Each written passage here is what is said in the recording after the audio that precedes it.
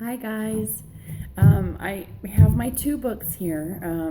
One of them, I'm just going to dive right in. One of them is Women in Power by Mary Baird. I actually read this book. I stumbled upon it at a bookshop in Durango, and it's one of my favorite bookshops. It's called Maria's Bookshop. Next time you're in Durango, go. It's amazing. So anyway, Women in Power. I just, instead of reading the flyleaf, I'm going to read the first page to you because it just really struck me. That's the reason I bought the book. It says, "Women in the West have a lot to celebrate. Let's not forget. My mother was born before women had the vote in primary. Sorry, hold on. My mother was born before women had the vote in parliamentary elections in Britain.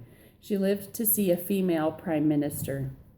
Whatever her views of Margaret Thatcher, she was pleased that a woman had reached number 10 and proud to have had a stake herself in some of those revolutionary changes of the 20th century. Unlike generations before her, she was able to have a career and marriage and a child.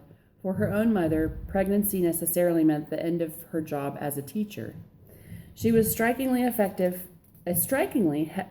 head of a large primary school in the West Midlands. I'm sure she was the very embodiment of power to the generations of girls and boys in her charge. But my mother also knew that it was not all quite so simple, that all real equality between women and men was still a thing of the future, and that there were causes for anger as well as for celebration. She always regretted not going to university and was selflessly pleased that I was able to do just that. She was often frustrated that her views and her voice were not taken as seriously as she hoped they would be, and though she would have been puzzled at the metaphor of the glass ceiling, she was well aware that the further up in the career hierarchy she went, the fewer female faces she saw. She was often in my mind when I was preparing the two lectures on which this book is based, delivered courtesy of the London Review of Books in 2014 and 2017. I wanted to work out how I would explain to her, as much to myself as to those millions of other women who still share some of the same frustrations, just how deeply embedded in Western culture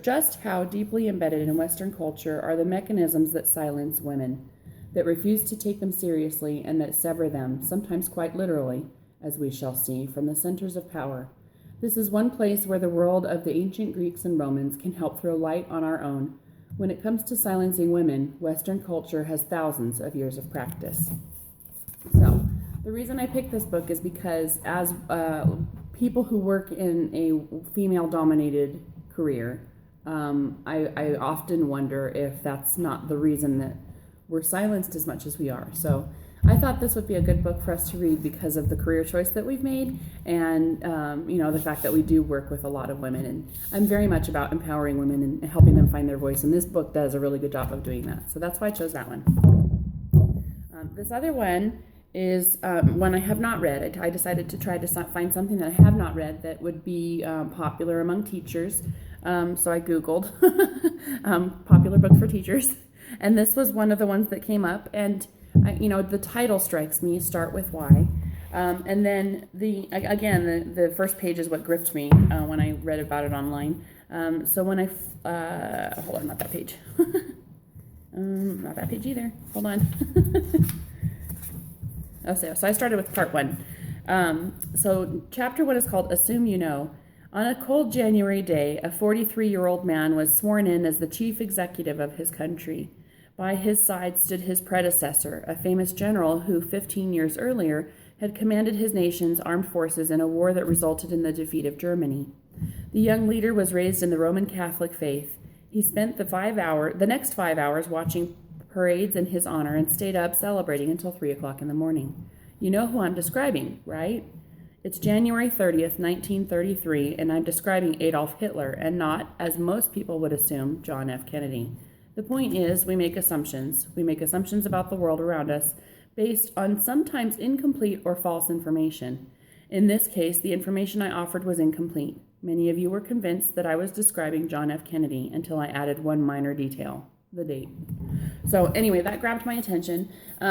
This book is about, of course, finding your why, the purpose, finding your purpose.